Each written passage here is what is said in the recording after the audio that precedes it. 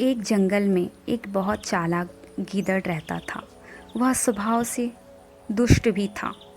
जंगल में शिकारियों ने शिकार पकड़ने हेतु गहरे गड्ढे खोद दिए थे।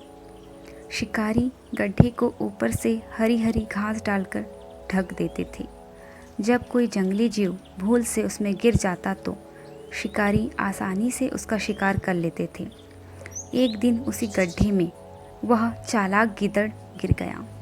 तमाम प्रयासों के बाद भी वह बाहर निकल नहीं पा रहा था। उसको भय हुआ कि उसे शिकारी आकर पकड़ लेंगे। गीदड़ ने बकरी की आवाज़ सुनकर गड्ढे के भीतर से पुकार लगाई, बकरी बहन, मुझे बचा लो।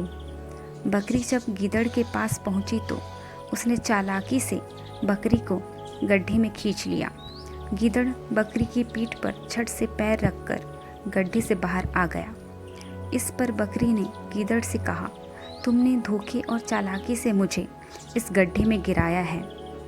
तुमने अपनी जान बचाने के चक्कर में मेरी जान संकट में डाल दी है। तुम धोखेबाज और चालाक हो।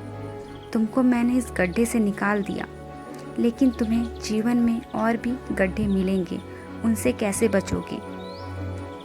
गीदड़ ने बकरी की बात अनसुनी कर दी और वहाँ से चल दिया। गीदड़ मस्ती से चला जा रहा था। जंगल के रास्ते में घास फूस के बीच में फूल सजे थे। उनको रौंदता हुआ गीदड़ आगे बढ़ा। अचानक वह घास फूस से ढके गड्ढे में गिर गया और उसने देखा कि यह पहले से भी बड़ा था। जंगल में शिकारियों ने घास फूस से ढके ऐसे कई गड्ढे बनाए थे।